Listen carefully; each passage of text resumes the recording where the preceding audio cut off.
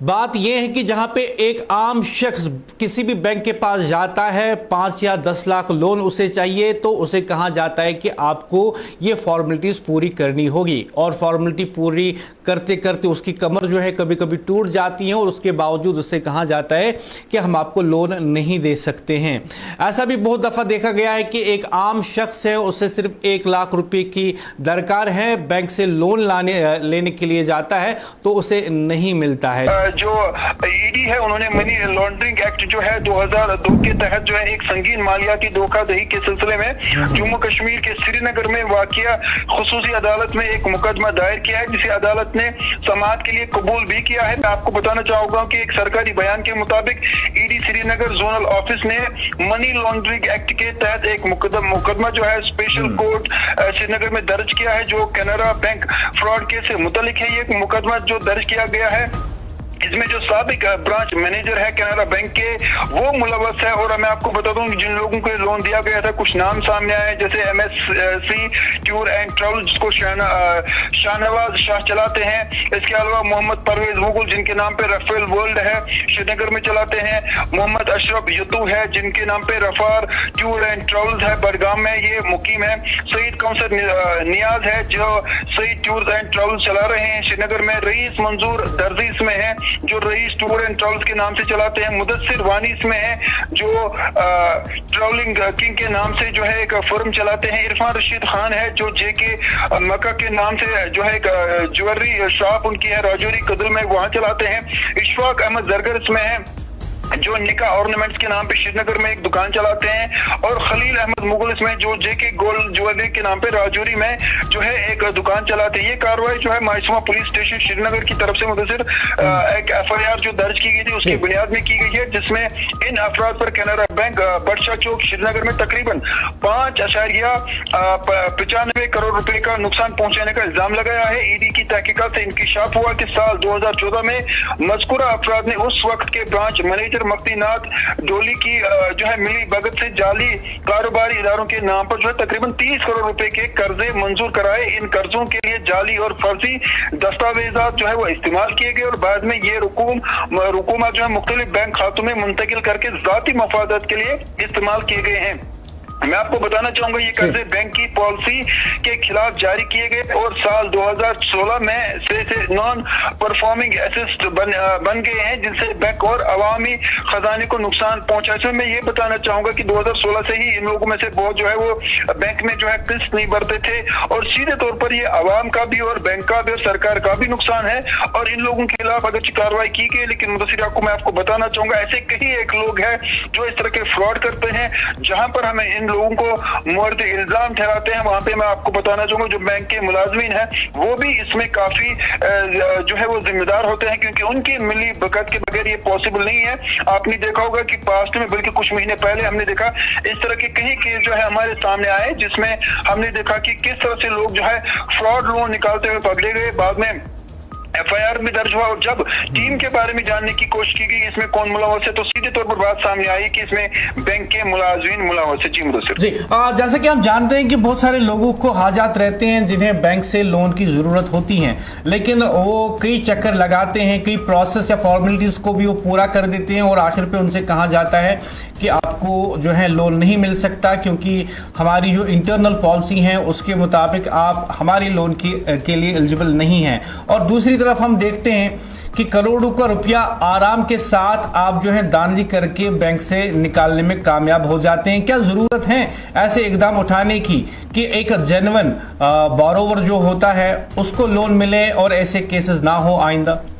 देखिए मुदस्सिर आपको जहां तक हम सरकार की बात करते हैं, ऐसे कई एक स्कीम्स है जिनमें से बेरोजगार नौजवानों को फायदा उठाने की बात होती है, उन्हें लोन दिया जाता है। लेकिन बदकिस्मती से हमारी एक आदत है जो हम कहीं एक प्रोग्राम में बात करते हैं, जैसी आवाम है वैसे ही हमारे यहाँ पर हमारे सरबराह भी है और आवाम भी किसी से कम नहीं है। यहाँ पर हम देखते हैं कि कई लोगों ने ऐसे लोन जो है बैंकों से लिए है जहाँ पर उन्हें झूठे कारोबार दिखाए। किसी ने कहा कि मैं टूर एंड ट्रैवल चला रहा हूँ तो मुझे गाड़ियां लानी है, गाड़ियां किसी और की दिखाई गई, रिसिप्ट जो है वो किसी और से लिए गए। इसी तरह से कहीं एक छोटे मोटे यूनिट्स खोले गए। किसी ने कहा कि वो दर्जी का काम कर रहा है, किसी ने कहा कि वो कोई ऑर्नामेंट्स का शॉप खोल रहा है, तो उसे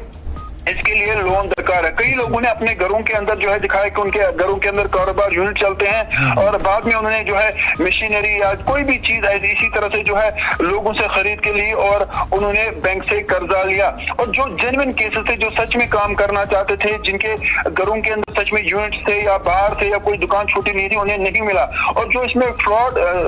लोन निकालते थे क्योंकि उसमें बैंक के मुलाजमीन जो है अच्छा खासा पैसा भी कमाते थे, मोटे रुकूमात लेते थे। जैसे मैं आपको एक एग्जांपल देना चाहूंगा,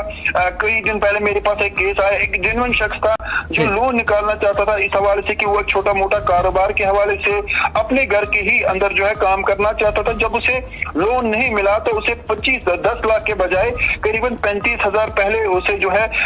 बैंक में देना पड़ा। वहां पे उसे रिश्वत ली गई और इन बैंक के लोगों ने क्या किया है कि इन्होंने बाहर के यानी थर्ड पार्टी लोग रखे हैं जो ये लोन आपको दिलवाते हैं, आपने उनको अपना कमीशन 30-35% देना है, वो आपको लोन देते हैं। अब यहाँ पर दो चीजें हैं, क्योंकि मैंने आपको ये मिक्स में बात कही। अब मैं थोड़ा सा, अगर आपके पास वक्त हो, जी मैं आपको बताना चाहूंगा इसमें होता क्या। देखिए, पहला केस ऐसा है कि अगर मुझे जाती तौर पर किसी लोन की जरूरत है, मैं कोई कारोबार करना चाहता हूँ, जब मैं बैंक के पास जाता हूँ, मैं समझता हूँ कि मुझे 5 या 10 लाख की जरूरत है, मुझे पहले ही वहां पर जो है थर्ड पार्टी से लोग आ जाते हैं कि भाई साहब लोन आपको मिलेगा, हमसे मिलेगा, बैंक के पास मुश्किलात है, बैंक आपको नहीं देगा क्योंकि आपके पास वो डॉक्यूमेंट्स नहीं है। ये शख्स आपको 10 लाख के बजाय 1 लाख या 1.5 लाख रुपया मांगता है और आपके कागजात बैंक के साथ डील करना सारा करवा देता है। जिस शख्स की हैसियत बेचारे की 5 या 10 लाख लोन लेने की है, उससे 1.5 लाख रुपया मांगा जाता है, क्या वो कारोबार करेगा? नहीं।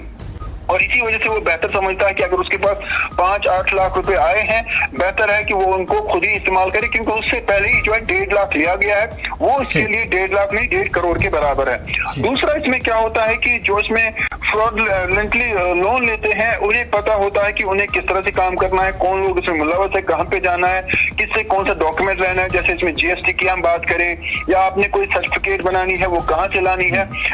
इसमें जो सरकारी इदारे भी लोन देते हैं, उन्होंने भी जो हमारे पास शिकायतें आई है, उन्होंने भी इसमें जो है प्राइवेटली कुछ लोग रखे हैं, वो आपको कहते हैं कि आप फलानी दुकान पे जाइए, वहां पे आपको डॉक्यूमेंट मिलेगा, वहां पे आपको सब कुछ मिलेगा, उनसे मिलिए, वो आपको लोन के बारे में जानकारी देंगे। वो लोन के बारे में जानकारी नहीं देते, आपसे आपका कमीशन लेते हैं और फिर जो है वो ये काम कर लेते हैं। और एक शख्स की बात करते हैं इसमें, जो बड़े मगरमच्छ में होते हैं, वो क्या करते हैं कि वो बड़े बड़े लोन लेते हैं और उन्हें वो फिर डिफॉल्टर हो जाते हैं। और बैंक में चूंकि बैंक के जो आला अधिकारी है वो उसमें डायरेक्टली जो है इन्वॉल्व होते हैं, वो इस लोन को कहीं ना कहीं सबस्टिट्यूट कर देते हैं या वो फाइल गायब कर देते हैं या उस फाइल में जो नाम लिखे होते हैं उसकी पूरी इंफॉर्मेशन नहीं रखते हैं और बाद में इसी तरह के स्कैम सामने आते हैं। इसमें अगर से सरकार पूरी तरह से काम करेगी तो ऐसा लगता है कि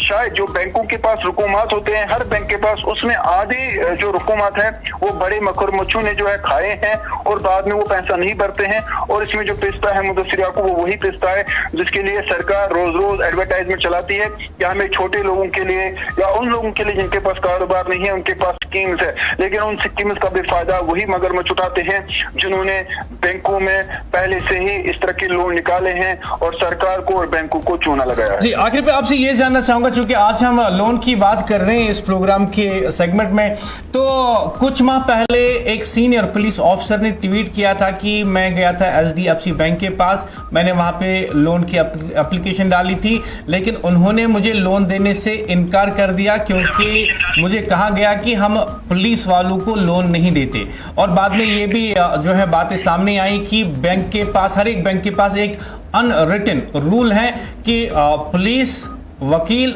और मीडिया, इनको जो है वो लोन नहीं देते। इस सिलसिले में फिर आपने कई लोगों से बात की थी। देखिए मुदस्सिर याकूब, आपने जो सवाल किया है मैं इसी पे आना चाहता था और आपने बहुत ही अच्छा सवाल किया है। मैं आपको बताना चाहूंगा कि मेरे एक करीबी दोस्त है, वो भी सहाफत से ही ताल्लुक रखते हैं। वो एक मकामी बैंक पे गए थे लोन के लिए, उनका लोन जो है डिस्पोज होने को था, तैयार था, और बैंक को जब आखिरी लम्हात में ये पता चला, जबकि उन्होंने अपने मकानात के कागजात भी दिए थे लोन के लिए, बैंक को आखिर में पता चला कि ये सहाफी है और उनका लोन रोका गया। अनरिटन, कोई रिटर्न आपको नहीं दिया जाएगा, इसमें कुछ नहीं कहा जाएगा, उन्हें यही कहा गया कि देखिए आप सहाफी है तो बैंक की जो पॉलिसी उसमें सहाफी, वकील और पुलिस को हम नहीं देते। अब आप वजह जो जानना चाहते हैं वो ये है, चाहते हैं कि अगर हमने लोन दिया, लोन में चूंकि रिश्वत मांगते हैं, इसमें मोटा पैसा इन तीनों से तो मांगा नहीं जाएगा, पुलिस से कोई रिश्वत नहीं मांग सकता, वकील से नहीं मांग सकता या सहाफी से नहीं मांग सकता। ये जानते हैं कि अगर हम लोन देते हैं इसमें एक परसेंटेज मांगते हैं पहले, तो वहां पर ये नहीं देते हैं। दूसरा ये जानते हैं कि अगर कल लोन में कोई मामला पेश आया, हमने हमारे क्लाइंट के साथ कुछ गलत हुआ तो हमारे लिए दिक्कत होगी, पुलिस है तो वो इस पे केस फाइल करेगा, वकील है तो वो तो हमें पूरी तरह से खींच लेगा, साथ ही तो वो इस चीज को वायरल कर देगा या हमारे खिलाफ स्टोरी चलाएगा। तो ये जानते हैं कि ये क्लाइंट्स के साथ किस तरह करते हैं। आप देखिए जब आपका बैंक अकाउंट होता है अननेसेसरी कभी आपके चार्जेस कटते हैं, तो जो आम लोग है वो नहीं समझते हैं, उनके 3 रुपए 4 रुपए 5 रुपए 10 रुपए कटते रहते हैं, वो समझते हैं, उन्हें समझ नहीं आता है। लेकिन जब एक वकील की बात करें, एडवोकेट्स की बात करें, पुलिस की बात करें, साथियों की बात करें, अगर उनके अकाउंट से कुछ करता है तो शायद वो कुछ लोग ऐसे भी होते हैं कि जो पैसों के मामले में नजर रखते हैं क्योंकि उन्होंने बड़ी मेहनत से पैसा कमाया होता है और बैंक नहीं चाहता है, बहुत सारे बैंक नहीं चाहते हैं कि इन चीजों को हाईलाइट किया जाए क्योंकि 1-1 2-2 रुपए करके ये करोड़ों रुपए कमा लेते हैं। इसीलिए इन 3 सेगमेंट्स में लोन जो है वो नहीं दिया जाता है, जिसमें कोई कानून नहीं है। लीगली अगर देखा जाए तो ये एक इलीगल सेटअप है जिससे बहुत सारे लोगों को नुकसान भी उठाना पड़ा जो जिनमें लोन निकालना चाहते थे। बहरहाल ये मुदस्सिर आपको मैं यही कहूंगा कि एक बहुत बड़ा स्कैम है बदकिस्मती से, जहां मैं यही भी कहूंगा कि सरकार की तरफ से हमेशा पॉलिसीज आती है। अभी सरकार की तरफ से और एक स्कीम आई है जिसमें बेरोजगार नौजवानों को लोन दिया जाता है और उसकी बाकायदे तौर पर ऑनलाइन एप्लीकेशन भी होती है। लेकिन अंदर जो लोग बैठे हुए हैं, जो मगरमच्छ बैठे हुए हैं, वो जानते हैं कि चाहे आप सरकार कितना भी सिस्टम जो है वो स्मूथ बनाए, लोगों को फायदा पहुंचाने के लिए ऑनलाइन रखे, लेकिन ये लोग जानते हैं कि हमें किस क्लाइंट को लोन देना है, किसको नहीं देना है, हमें कहां पर किसको फायदा पहुंचाना है और कहां पे किसको नहीं देना है। तो इसमें हमने ये भी देखा कि बहुत सारे ऐसे नौजवान जो टैलेंटेड थे, जिनके पास टैलेंट था, उनके पास कोई कागज तो नहीं था लेकिन टैलेंट था, वो बाकायदा तौर पर बैंक के पास गए, उन्होंने उनको समझाया कि हम ये करना चाहते हैं, लेकिन या तो उनके पास कोई सिफारिश नहीं थी या बैंक का मैनेजर उनका पहचान में नहीं था या वो रिश्वत देने के मूड में नहीं थे या उनके पास पैसा नहीं था कि वो रिश्वत दे पाए। तो उन लोगों को आज तक लोन नहीं मिला, वो आज भी दर बदर की ठोकरें खा रहे हैं। लेकिन वो लोग जो बड़े मगरमच्छ है उन्होंने करोड़ों का पैसा बैंकों से लूटा है और आज भी बैंक उनको कुछ भी नहीं कर पा रहा। इसमें श्रीनगर में हमारे बहुत सारी ऐसे मिसालें हैं जो बड़े बड़े आउटलेट्स जहाँ पे चला रहे हैं, उन्होंने करोड़ों और खरबों रुपया का लोन उनके ऊपर है और बैंक उनके खिलाफ कुछ भी नहीं कर पाता क्योंकि उन्होंने या तो वो